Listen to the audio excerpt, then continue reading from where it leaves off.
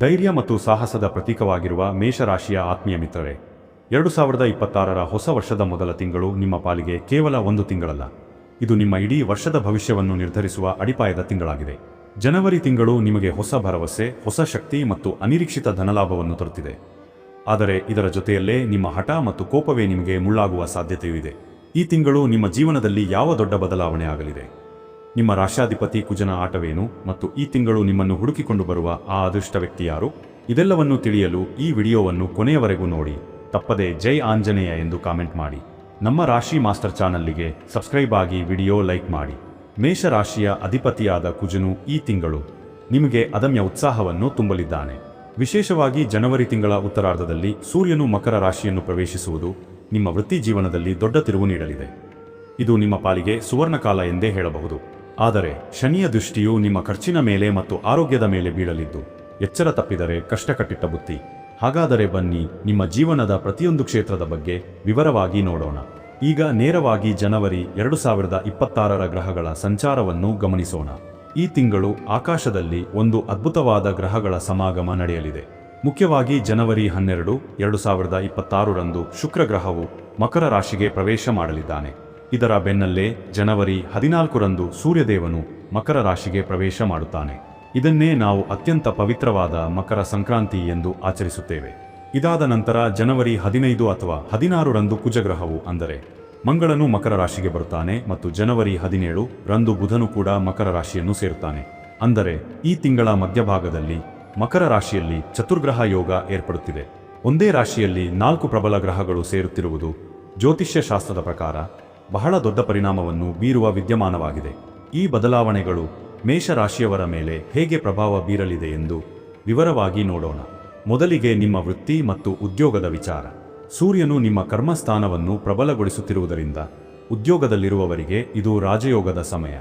ಯಾರ್ಯಾರು ಕಳೆದ ವರ್ಷ ಕೆಲಸದಲ್ಲಿ ಅವಮಾನವನ್ನು ಎದುರಿಸಿದ್ದೀರೋ ಅಥವಾ ಎಷ್ಟೇ ಕಷ್ಟಪಟ್ಟು ಕೆಲಸ ಮಾಡಿದರೂ ಮನ್ನಣೆ ಸಿಗುತ್ತಿಲ್ಲ ಎಂದು ಕೊರಗುತ್ತಿದ್ದೀರೋ ಅವರಿಗೆ ಈ ಜನವರಿ ತಿಂಗಳು ಅನಿರೀಕ್ಷಿತ ಯಶಸ್ಸನ್ನು ನೀಡಲಿದೆ.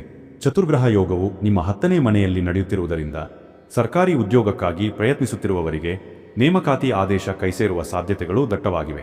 ಖಾಸಗಿ ಕಂಪನಿಗಳಲ್ಲಿ ಕೆಲಸ ಮಾಡುವವರಿಗೆ ಬಡ್ತಿ ಅಥವಾ ಸಂಬಳ ಹೆಚ್ಚಳದ ಸಿಹಿ ಸುದ್ದಿ ಜನವರಿ 20ರ ನಂತರ ಕೇಳಿಬರಲಿದೆ. ನಿರುದ್ಯೋಗಿಗಳು ಇಷ್ಟು ದಿನ ಎಷ್ಟೇ ಇಂಟರ್ವ್ಯೂ ಅಟೆಂಡ್ ಮಾಡಿದರೂ ಫೇಲ್ ಆಗುತ್ತಿದ್ದರೆ ಈ ತಿಂಗಳು ಯಾರೋ ಒಬ್ಬ ಹಿರಿಯ ವ್ಯಕ್ತಿಯ ಅಥವಾ ಸ್ನೇಹಿತನ ಸಹಾಯದಿಂದ ನಿಮಗೆ ಗೌರವಯುತವಾದ ಕೆಲಸ ಸಿಗಲಿದೆ. ಇನ್ನು ವ್ಯಾಪಾರಸ್ಥರಿಗೆ ಮತ್ತು ಉದ್ಯಮಿಗಳಿಗೆ ಇದು ಸುಗ್ಗಿ ಕಾಲ ಎಂದೇ ಹೇಳಬಹುದು. ನೀವು ಹಾಕಿದ ಬಂಡವಾಳಕ್ಕೆ 2ರಷ್ಟು ಲಾಭ ಬರುವಂತಹ ಯೋಗವಿದೆ. ವಿಶೇಷವಾಗಿ ಕಬ್ಬಿಣ, ಸಿಮೆಂಟ್, ರಿಯಲ್ ಎಸ್ಟೇಟ್ ಅಥವಾ ವಾಹನಗಳಿಗೆ ಸಂಬಂಧಿಸಿದ ಬಿಸ್ನೆಸ್ ಮಾಡುತ್ತಿರುವ ಮೇಷರಾಶಿಯವರಿಗೆ ಕುಜ ಮತ್ತು ಸೂರ್ಯನ ಪ್ರಭಾವದಿಂದ ವ್ಯಾಪಾರದಲ್ಲಿ ಭಾರೀ ಏಳಿಗೆ ಕಂಡುಬರುತ್ತದೆ. ಪಾಲುದಾರಿಕೆ ವ್ಯವಹಾರದಲ್ಲಿ ಇದ್ದಂತಹ ಮನಸ್ತಾಪಗಳು ದೂರವಾಗಿ ಹೊಸ ಅಗ್ರಿಮೆಂಟ್ ಕೂಡ ಆಗುವ ಸಾಧ್ಯತೆ ಇದೆ. 2026ರ ಆರಂಭವೇ ನಿಮಗೆ ಆರ್ಥಿಕವಾಗಿ ಭದ್ರ ಬುನಾದಿಯನ್ನು ಹಾಕಿಕೊಡಲಿದೆ. ಕೃಷಿಕರಿಗೆ ಈ ತಿಂಗಳು ಬಹಳ ಫಲಪ್ರದವಾಗಿದೆ.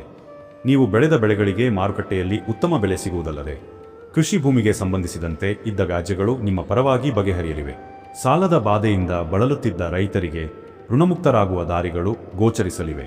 ಹಣಕಾಸಿನ ವಿಚಾರಕ್ಕೆ ಬರುವುದಾದರೆ ಈ ತಿಂಗಳು ಮೇಷರಾಶಿಯವರ ಜೇಬು ತುಂಬಿರುತ್ತದೆ ಎಂದು ನಿಸ್ಸಂಶಯವಾಗಿ ಹೇಳಬಹುದು. ಗುರುಗ್ರಹದ ಅನುಗ್ರಹ ಮತ್ತು 10ನೇ ಮನೆಯಲ್ಲಿರುವ ಗ್ರಹಗಳ ಬಲದಿಂದ ಅನಿರೀಕ್ಷಿತ ಧನಾಗಮನದ ಯೋಗವಿದೆ. ನೀವು ಯಾರಿಗೋ ಕೊಟ್ಟು ಮರೆತು ಹೋಗಿದ್ದ ಸಾಲದ ಹಣ ಅಥವಾ ವರ್ಷಗಳಿಂದ ಬರಬೇಕಿದ್ದ ಬಾಕಿ ಹಣ ಈ ತಿಂಗಳು ವಾಪಸ್ ಬರುವ ಸಾಧ್ಯತೆ ಇದೆ. ಕೋರ್ಟು ಕಚೇರಿ ವಿಚಾರಗಳಲ್ಲಿ ಆಸ್ತಿ ಪಾಸ್ತಿ ವ್ಯಾಜ್ಯಗಳಲ್ಲಿ ಸಿಲುಕಿಕೊಂಡಿದ್ದರೆ ಜನವರಿ ತಿಂಗಳಲ್ಲಿ ತೀರ್ಪು ನಿಮ್ಮ ಪರವಾಗಿ ಬರುವ ಅಥವಾ ರಾಜಿ ಸಂಧಾನದ ಮೂಲಕ ನಿಮಗೆ ಹಣ ಕೈಸೇರುವ ಯೋಗವಿದೆ. ಲಾಟರಿ, ಶೇರ್ ಮಾರುಕಟ್ಟೆ ಅಥವಾ ಇನ್ವೆಸ್ಟ್ಮೆಂಟ್ ಮೂಲಕವೂ ಸಣ್ಣ ಮಟ್ಟದ ಲಾಭವನ್ನು ನಿರೀಕ್ಷಿಸಬಹುದು. ಆದರೆ ಹೂಡಿಕೆ ಮಾಡುವಾಗ ದುರಾಸೆ ಪಡದೆ ಎಚ್ಚರಿಕೆ ವಹಿಸುವುದು ಅಗತ್ಯ.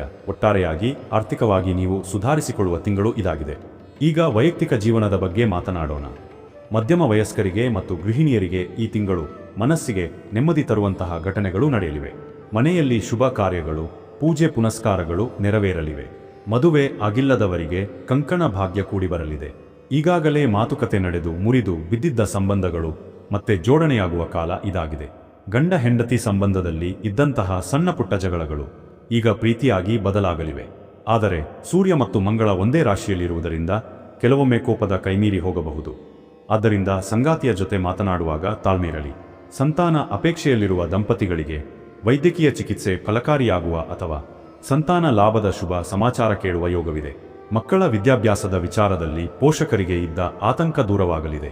ವಿದ್ಯಾರ್ಥಿಗಳಿಗೆ, ವಿಶೇಷವಾಗಿ ಸ್ಪರ್ಧಾತ್ಮಕ ಪರೀಕ್ಷೆಗಳನ್ನು ಬರೆಯುತ್ತಿರುವವರಿಗೆ ಮತ್ತು ತಾಂತ್ರಿಕ ಶಿಕ್ಷಣ ಕಲಿಯುತ್ತಿರುವವರಿಗೆ ಈ ಗ್ರಹಗಳ ಸಂಯೋಜನೆ ಅದ್ಭುತವಾದ ಏಕಾಗ್ರತೆಯನ್ನು ನೀಡಲಿದೆ.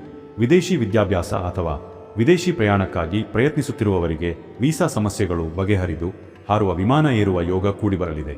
ವಿದೇಶದಲ್ಲಿ ಉದ್ಯೋಗದಲ್ಲಿರುವವರಿಗೆ ತಾಯ್ನಾಡಿಗೆ ಬಂದು ಹೋಗುವ ಅವಕಾಶ ಸಿಗಬಹುದು. ಈ ತಿಂಗಳು ನಿಮ್ಮ ಜೀವನದಲ್ಲಿ ಒಬ್ಬ ವಿಶೇಷ ವ್ಯಕ್ತಿಯ ಭೇಟಿಯಾಗಲಿದೆ.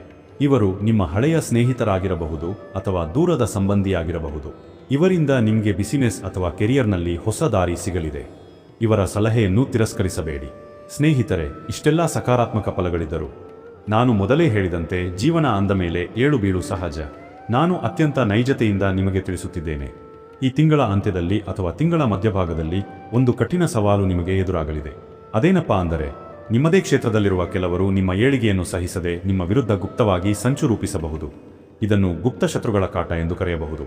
ನಿಮ್ಮ ಕಚೇರಿಯಲ್ಲಿ ಅಥವಾ ನಿಮ್ಮ ಸಂಬಂಧಿಕರಲ್ಲೇ ಒಬ್ಬರು ನಿಮ್ಮ ಮುಖದ ಮುಂದೆ ನಗುತ್ತಾ ಬೆನ್ನ ಹಿಂದೆ ನಿಮ್ಮ ಬಗ್ಗೆ ಇಲ್ಲಸಲ್ಲದ ಅಪಪ್ರಚಾರ ಮಾಡುವ ಸಾಧ್ಯತೆ ಇದೆ. ಸೂರ್ಯ ಮತ್ತು ಮಂಗಳ ಮಕರ ರಾಶಿಯಲ್ಲಿ ಸೇರಿದಾಗ ಅಧಿಕಾರ ಸಿಗುತ್ತದೆ ನಿಜ, ಆದರೆ ಅದು ಅಹಂಕಾರವನ್ನು ತರಬಹುದು. ನಿಮ್ಮ ಮಾತಿನ ತೀಕ್ಷ್ಣತೆ ಹೆಚ್ಚಾಗಿ ಆಪ್ತರೇ ದೂರವಾಗುವಂತಹ ಪರಿಸ್ಥಿತಿ ಒಂದೆರಡು ಬಾರಿ ಎದುರಾಗಬಹುದು. ಅತಿಯಾದ ಕೆಲಸದ ಒತ್ತಡದಿಂದ ಬೆನ್ನು ನೋವು ಅಥವಾ ಉಷ್ಣಕ್ಕೆ ಸಂಬಂಧಿಸಿದ ಆರೋಗ್ಯ ಸಮಸ್ಯೆಗಳು ನಿಮ್ಮನ್ನು ಬಾಧಿಸಬಹುದು. ವಾಹನ ಚಾಲನೆ ಮಾಡುವಾಗಲೂ ಕೂಡ ಜನವರಿ 15ರಿಂದ ಜನವರಿ 25ರ ಅವಧಿಯಲ್ಲಿ ಸ್ವಲ್ಪ ಎಚ್ಚರಿಕೆ ಅಗತ್ಯ. ಹಾಗಾದರೆ ಈ ಸಮಸ್ಯೆಗಳಿಗೆ ಪರಿಹಾರವೇನು? ಭಯಪಡುವ ಅಗತ್ಯವಿಲ್ಲ. ಈ ದೋಷಗಳನ್ನು ನಿವಾರಿಸಿಕೊಳ್ಳಲು ಮತ್ತು ಚತುರ್ಗ್ರಹ ಯೋಗದ ಸಂಪೂರ್ಣ ಲಾಭ ಪಡೆಯಲು ಸರಳ ಪರಿಹಾರಗಳನ್ನು ಮಾಡಿಕೊಳ್ಳಿ. ಮೊದಲನೆಯದಾಗಿ, ಮಂಗಳವಾರದಂದು ಸುಬ್ರಹ್ಮಣ್ಯ ಸ್ವಾಮಿಯ ಅಥವಾ ಆಂಜನೇಯ ಸ್ವಾಮಿಯ ದೇವಸ್ಥಾನಕ್ಕೆ ಹೋಗಿ ದೀಪಾರಾಧನೆ ಮಾಡಿ. ಸಾಧ್ಯವಾದರೆ ಬಡವರಿಗೆ ಅಥವಾ ನಿರ್ಗತಿಕರಿಗೆ ಕೆಂಪು ವಸ್ತ್ರವನ್ನು ಅಥವಾ ತೊಗರಿಬೇಳೆಯನ್ನು ದಾನ ಮಾಡಿ.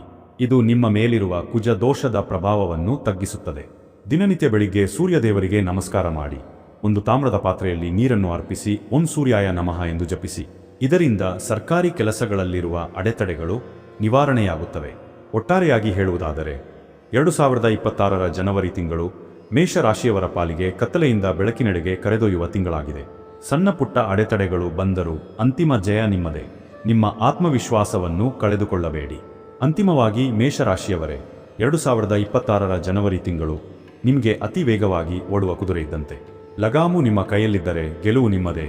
ನಿಯಂತ್ರಣ ತಪ್ಪಿದರೆ ಅಪಾಯ ಕಟ್ಟಿಟ್ಟ ಬುತ್ತಿ. ನಿಮ್ಮ ಆತ್ಮವಿಶ್ವಾಸ ಮತ್ತು ಬುದ್ಧಿವಂತಿಕೆಯನ್ನು ಸರಿಯಾಗಿ ಬಳಸಿದರೆ ಈ ತಿಂಗಳು ನಿಮ್ಮ ಜೀವನದ ಸುವರ್ಣ ಅಧ್ಯಾಯವಾಗಲಿದೆ. ಎಲ್ಲರಿಗೂ ಒಳ್ಳೆಯದಾಗಲಿ. ಸರ್ವೇ ಜನ ಸುಖಿನೋ ಭವಂತು. ಇದೇ ರೀತಿಯ ನಿಖರವಾದ ರಾಶಿ ಭವಿಷ್ಯಕ್ಕಾಗಿ ನಮ್ಮ ಚಾನೆಲ್ ರಾಶಿ ಮಾಸ್ಟರ್ಗೆ ಈ ಕೂಡಲೇ ಸಬ್ಸ್ಕ್ರೈಬ್ ಆಗಿ. ವಿಡಿಯೋ ಇಷ್ಟವಾದರೆ ಲೈಕ್ ಮಾಡಿ ಮತ್ತು ನಿಮ್ಮ ಸ್ನೇಹಿತರೊಂದಿಗೆ ಶೇರ್ ಮಾಡಿ.